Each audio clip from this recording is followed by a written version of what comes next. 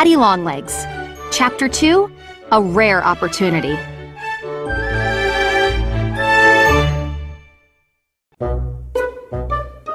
The question of your future came up at today's meeting. Mrs. Lippett repeated. And we discussed it in great detail. I continued to sit in stunned silence in the matron's office. You've done well here, Jerusha. She went on.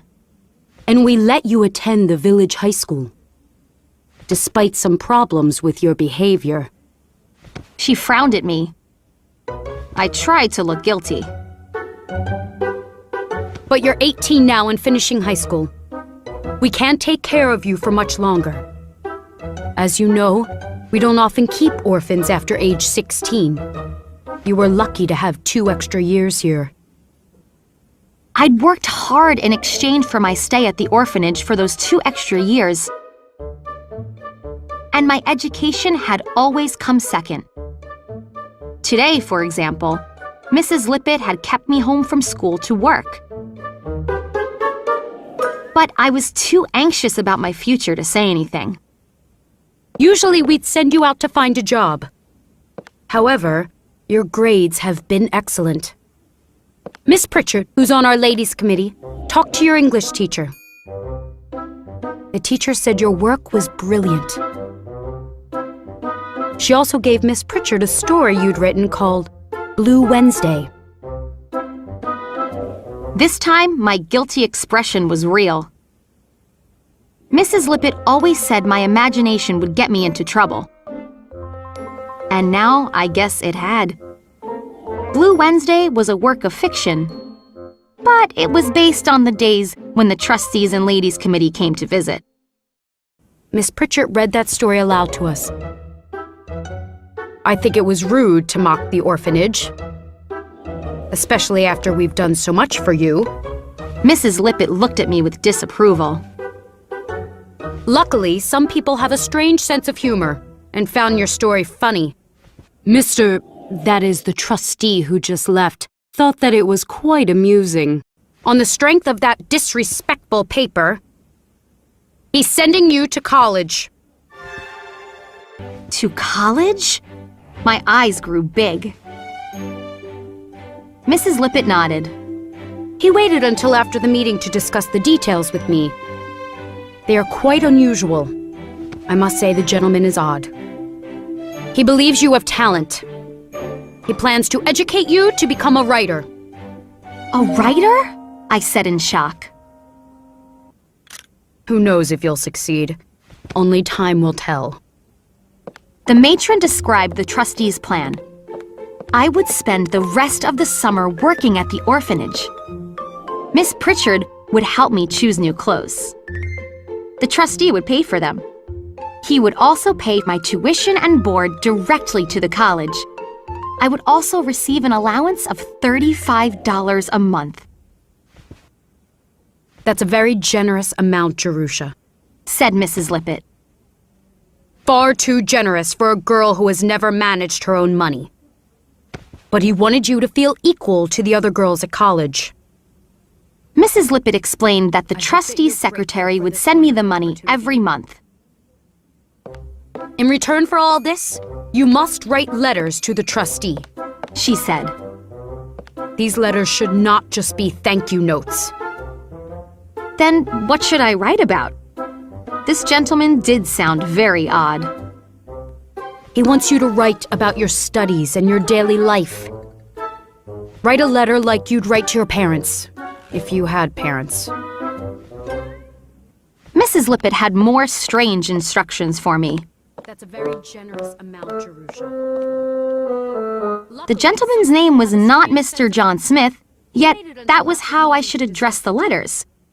I should mail them to his secretary, Mr. Griggs. Mr. Smith will never answer your letters. He hates writing letters. However, he wants to keep track of your progress. He thinks letter writing is good training for a future author. The letters are the only thanks he requires, so treat them like a bill that must be paid. If there is an emergency... An emergency? I hadn't thought about having an emergency at college. For example, if you are expelled, oh my, I hope that doesn't happen. What an embarrassment for the John Grier home. Mrs. Lippett paused for a moment to calm herself and then began again. If you have an emergency, you may write to Mr. Griggs. I looked at the door. My head was whirring with excitement, and I wanted to escape. I needed to think. I stood up, but Mrs. Lippett shook her head and I sat back down. I hope that you're grateful for this wonderful opportunity. Not many orphans get a chance to rise in the world. I hope your behavior will make us proud at the John Grier home. You must always remember... Yes, ma'am. Thank you, ma'am. I must sew a patch on one of the orphan shirts, right now. I leaped up and fled, leaving Mrs. Lippett standing there with her mouth open.